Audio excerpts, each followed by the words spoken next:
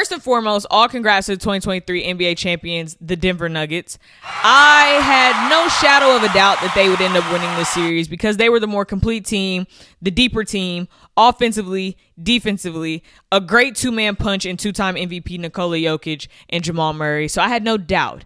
Selfishly, though, I wanted this series to go 7 because I wanted basketball to stay on as long as possible because now that the Denver Nuggets are now NBA champions, that means basketball is officially over. And I'm sad about it.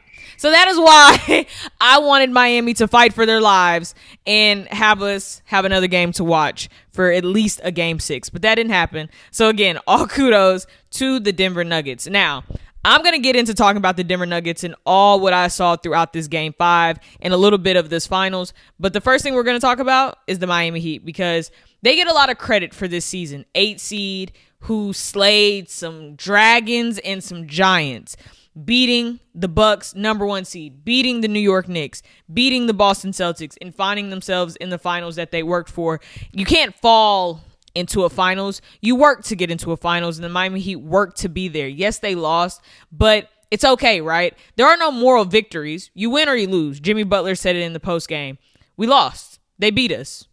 We didn't achieve our goal. It's really that simple. There are some things you could take from this season for the Miami Heat, though. What is it that you're missing? If you were able to make it to the finals with this, what is it that you're missing to be able to win the finals? How do you get over the hump? I think, to me, the answer is the Miami Heat need one more star.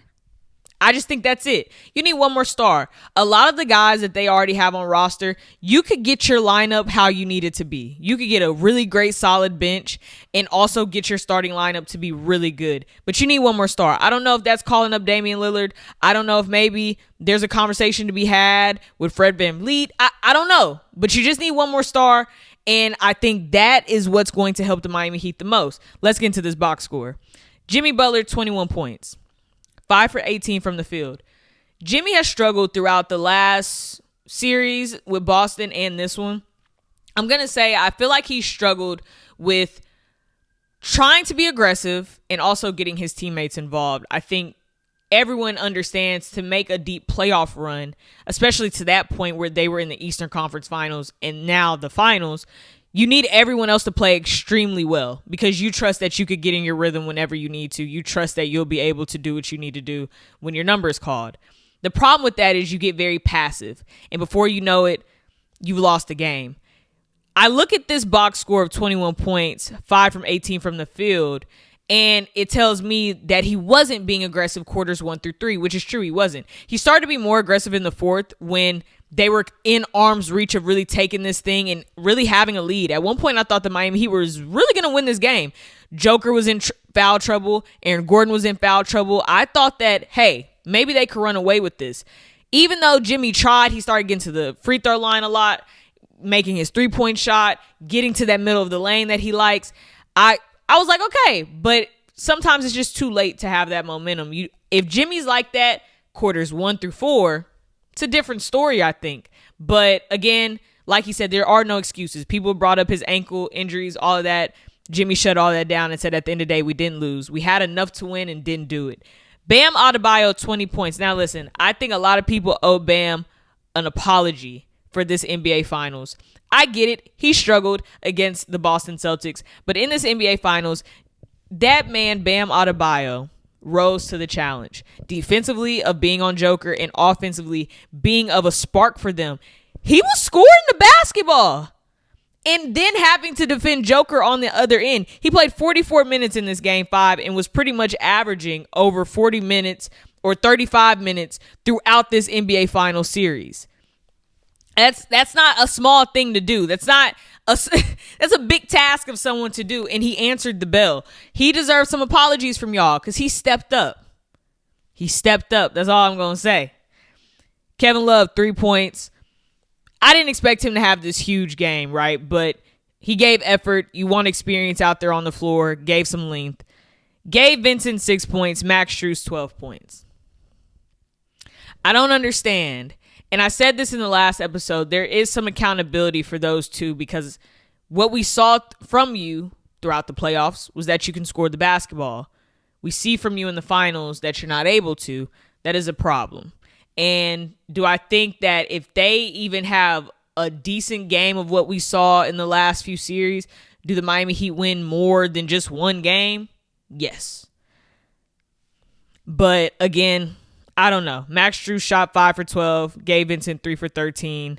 Gabe Vincent played 22 minutes. Max Strus 32 minutes. I won't ridicule or be negative. It's just you wish you would do more from what you saw from them. And you expected that, right? We saw what you did against the Boston Celtics, and then you get in the NBA Finals against the Denver Nuggets, and you pretty much just disappear in a sense. Again, no excuses. You go out there and you produce points, and you try to be effective for your team. I get that defensively those are tall tasks as well to give them and expect them to be able to score as well, but I don't know. I would think that maybe there is always going to be that question, right? Can the Miami Heat actually compete against the Denver Nuggets if Gabe Vincent and Max Strus are giving them actual points? It's a good conversation to have, but as of right now, we'll never know. Duncan Robinson, 5 points. We got Caleb Martin with 10 points and Kyle Lowry with 12. Now, I will say this about Kyle Lowry, and I saw this towards the maybe like the third quarter when Denver started to see a lot of foul trouble in Aaron Gordon and Joker. Kyle Lowry, his IQ is so valuable for a team. Maybe he's not going to be the scoring machine that he was, but his IQ is so valuable because he understands moments. He's an NBA champion. It was a point in the game where Jeff Green was the primary defender on Bam. And honestly, that's a mismatch in the realm of it all. But again, remember, Gordon's out, Joker's out.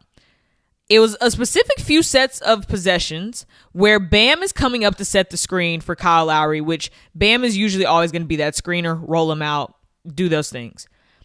Kyle Lowry waves off the screen, tells Bam, nah, you post up. Kyle gives him the ball immediately. Boom, boom, Bam scores. Easily on Jeff Green. This happened for a few possessions to the point where the Denver Nuggets called a timeout, kind of got Jeff Green out of there and put Gordon back in to defend Bam because Miami started to go on a run because Bam was really working this mismatch. That's why I say Kyle Lowry is so valuable because certain point guards won't understand that moment, right? They'll try to force themselves into the moment, try to force themselves into the rhythm of the game. He could have took that screen, say he forced it, went to the basket. Maybe he gets fouled. Maybe he makes it. Maybe he doesn't. Or he forces a really difficult contested three-point shot or a mid-range shot. He could have did that, but no. He said, I see that you have this mismatch. You go there. Post up. I'm going to get you the ball. You go to work. That is why I think Kyle Lowry should be a Miami Heat because he gives something to them that you may not always find in others, which is value with his IQ and his ability to understand the moments of the games. Like I said, the Miami Heat need one more star.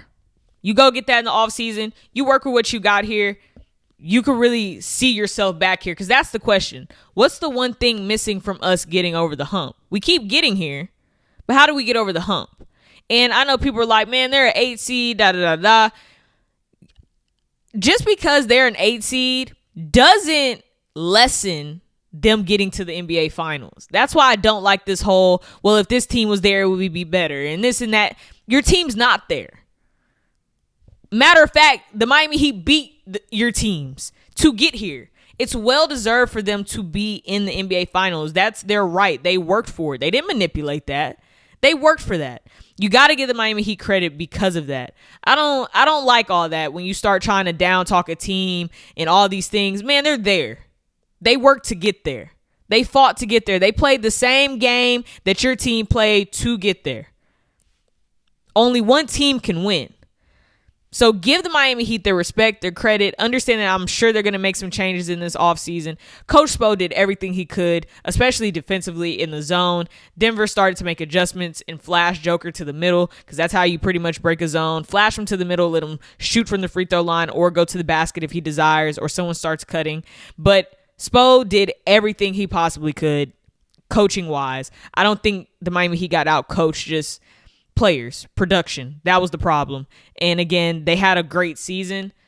So it's going to be interesting to see what they do to try to build off of this. How do you try to find yourself in this same position next season, but then you're able to win it?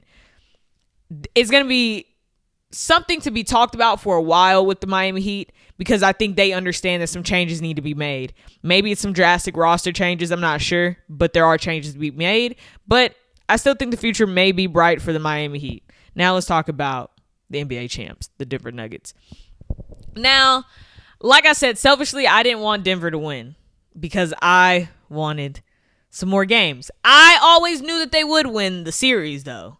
Not crazy. I know what I've saw from the Denver Nuggets. They're a really great team. And when I keep saying they're a deep team, the abilities of their players and how you're able to use them, they have a lot of things that a lot of teams don't have, other than a 2-time MVP. They just have a system of players that know their roles really well, and they mesh really well together. Coach Mike Malone has done a great job of putting together this cohesion with the Denver Nuggets to be able to play out there. And they grew up really fast, even in the finals.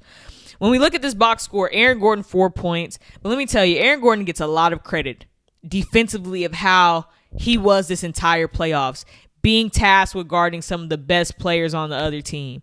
That is hard to go from guarding LeBron James to guarding Kevin Durant to guarding Jimmy Butler. And then maybe you got to switch on Bam.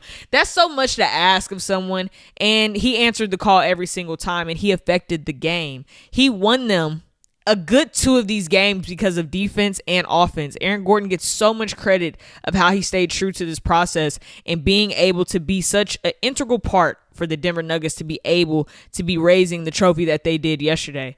Michael Porter Jr., 16 points. Let me tell you, shout out to Michael Porter Jr. because he has struggled throughout this NBA Finals shooting. That's his role, right? He's a spot-up corner 3-point shooter. He really can shoot the 3 ball from anywhere, and that's his role. His shot has not been falling. He's been struggling. A lot of praise for Michael Porter Jr. because he could have stuck to that. He could have said, nah, I don't want to do nothing else. This shot going to have to fall. Like, I'm going to make it or miss it. In this Game 5, I saw something so special, which is simple, but special. Because a player doesn't have to accept this, but he did. Coach Mike Malone made the adjustment. He said, you know what? The shot's not falling. How about I make you a cutter? Let's get you out in transition. Let's make you a moving player instead of a spot-up shooter. And what happens? Michael Porter Jr. goes to work in this Game 5 and is a big offensive spark for them, cutting to the basket, getting the ball, moving around. Because again, remember, defenders have to remember that he's a shooter. Even though he's not shooting the ball right, they're still in the mind, he's a shooter. But now he's cutting. He's going to the basket. He's straight up dunking on them from the baseline because he's moving. And then you see 16 points. And that's a big feel for him. He ended up getting one 3-pointer out. But hey, it's okay. You're NBA champion now, Michael Porter Jr. But a lot of credit to him to accepting that adjustment to say, okay, whatever I need to do for this team. And you saw that the Miami Heat were a little shocked. It's like, oh, wait, he's moving in transition. He's moving to the basket. He's on these backdoor cuts. He's on these screens. He's moving. He wasn't doing that throughout the last few games. Game 4, they kind of tried to start playing around with it, but Game 5, it was on full display of, okay, we're making you a cutter. Get the ball, do your thing at the basket. And it definitely threw the Miami Heat off their rhythm a little bit. You got Joker, 28 points. He had about 16 rebounds. Jamal Murray, 14 points. Caldwell Pope, 11 points, which I said Caldwell Pope had to give them some more production, which he did. He did in this game, which is what they needed. Jamal Murray didn't have this crazy, exuberant game, but you don't need to always have these crazy games when you have Joker on your team who's going to give you 28 points and everyone else is giving you some type of production, right? So then you got Jeff Green, 4 points. Bruce Brown, 10 points. Another spark for them. Christian Brown, 7 points. I'm interested in how this Denver Nuggets team progresses to get better because offensively they're pretty set. I feel like if you stay with who you got and if you trust that they could keep getting better, you find yourself back here again next season and maybe for seasons to come. Jamal Murray's always going to be steady. As long as he's healthy, he's good to go. That was the difference in all of this, right? A lot of people were like, man, the Denver Nuggets weren't ever this good, but they were. The bubble is a good example of this, and I know Jamal Murray hates when people call him Bubble Murray or try to, compare that. But what we saw in the bubble from him was literally so insane that it was like, wow, there's no way that this team can't win a championship at some point. And then he goes through those hard injuries, which so much credit to Jamal Murray for sticking with it, because there is a report where, he went to Mike Malone during the season while he's battling these injuries, while he's trying to get healthy, and asking Mike Malone, are you going to trade me? Am I damaged goods to you now? Are you just going to let me go? Trying to grasp what the situation was. And for Coach Mike Malone to say, no, like, I'm with you. We're sticking with you. And you saw this beautiful moment with them after they're in their champagne shower in their trophies, where Jamal Murray says, thank you for sticking with me. Thank you for staying with me. And it's beautiful when you think about that, because in the NBA, so many players talk about how, like, it's so up and down in the league. You're here 1 minute, you're gone to another team the next. They're telling you that they love you and they want you there forever. And then before you know it, you're finding out in the middle of the night that you're going somewhere else. It speaks volumes with Coach Mike Malone. He's well deserving of this moment in his coaching career. He's been a legend for quite some time, and you could just tell the love that he has for this team and for these guys, his attitude, his culture, his energy. He wants this. And like he said, now the next step is dynasty. We need more. One is not going to be enough. We need more. And I think it speaks volumes of him as a coach. Bruce Brown is most likely going to get a big bag this very soon. He produced a lot for them in this season, and well-deserved as well. It was a lot being with the Brooklyn Nets and kind of not getting enough of that credit that he was doing anything. But he was doing a lot for the Brooklyn Nets then too. Dysfunctional team in their own right. But to find himself on the Denver Nuggets, a lot of them said it. This is the perfect situation for me to be in. Bruce Brown was looking for a new home. You got Aaron Gordon, being with the Orlando Magic and then getting traded to the Nuggets, trying to find a reset. How do I reinvent myself? How do I get a fresh start? And that just speaks how you must sometimes have new scenery to get to that real version of yourself, to that potential that these players have now hit, which is the pinnacle. You're an NBA champion. No one can ever take that away from you. You are an NBA champion. And I think a lot of teams are going to pay a lot of attention to how the Denver Nuggets play this NBA Finals. Some people think it's boring how they play. Winning is the most entertaining thing in the world. So I don't know what you're talking about. But if you watch the finals, it was some high-level basketball being played. Like, sometimes we get so spoiled in what we've seen from, like, the Golden State Warriors and how fast they play and it's shots and Steph. And sometimes we always think of it that way, that it's, oh, well, if the finals isn't like that, then it's not a good finals. And it's not true. The finals means that these are the two best teams in the East and in the West in basketball. That means that physically they're going to play at a high level, but that means that mentally they're playing at a high level. That what you're going to see is clean basketball, great basketball. Sure, it could get sloppy here and there, but the grand scheme of it, the overall look of it is going to be like, man, this is some good basketball. This is some good coaching. That's the whole point, right? And I think sometimes everyone loves to just say those things like, I thought this finals would be boring. There's no way you watched this finals and felt like it was boring. What we saw is really great basketball from the Miami Heat and especially from the Denver Nuggets, and how these players have, really evolved in this whole playoffs. Players don't stay the same in the playoffs other than stars. That's what you hope for, right? But it's fun to see how others find their rhythm. How do they find a way to contribute to this team in ways that are needed to be able to get the ultimate goal, which is to be a champion? I thought it was hilarious how Joker, his post game. Now listen, Joker is a gem. Nikola Jokic is a gem because you always want him to say more, but who he is just so fun because he means what he says. And I've always been under the impression that Joker just wants to do his job great and then he wants to go home to his horses. I felt like we've all known that for the longest. Like, I think he cares about basketball. He cares about doing a job to the best of his ability. But, like, I don't think he cares about the extra, right? We saw him up there with his cute little daughter while he's, like, having the MVP moment. And he, like, leaves the trophy up there. Like, he walks back with his daughter and she's over there with confetti, right? Like, that's Joker. It's no gimmick to that, no fake to it. Joker's like, I'm trying to do my job and I'm trying to go home. Like, that's it. So I'm about to play some of the funniest moments and clips that Joker had after the whole thing and some of the things that he said. Because when I tell you it was so funny, it was hilarious. So let's look at what Joker had to say after he became an NBA champion, which, again, is the first championship in Denver Nuggets franchise history. Week or two look like for you now? You got a parade coming up here on Thursday. Yes. How soon till you're back in sophomore? I need to. Sundays I have my horse racing in my horse racing. I was going to get to that. The horse racing. That. Maybe I don't know how we're going to arrive. It's Thursday parade, Friday maybe. Would you make it? I don't know. Maybe you can have enough time to squeeze it in. I'm going to ask Josh to give me a plane. Oh, I think he'll definitely let you get the team plane. I think you deserve that. You deserve a little bit more than that. I did it on TV. I'm going to finish by. I put him under the pressure. Put him under pressure. Yes, I did. Nicole, I don't feel bad at all. What you are feeling right now, and if you're looking forward to a parade coming up in Denver. When is parade? When is parade? Thursday. No. I need to go home. Okay. Nobody likes his job, or maybe they do. They're lying. Is this the greatest era of Serbian athletes? Gotta be. Congratulations. I'm gonna see if he's testing me, no? I don't know. I mean, oh, mom, How many texts you have? a lot. I'm gonna turn off the phone. I swear that you just can't make up how funny Joker is. That man gave us so many tidbits in a short amount of time. First, he's like, look, I'm ready to go home. What do y'all mean that the parade is Thursday? I gotta go home. Second, he says there's no way all of y'all just like y'all's job. There's just no way. Someone's lying. Then this man says he has too many text messages. He's just going to turn his phone off.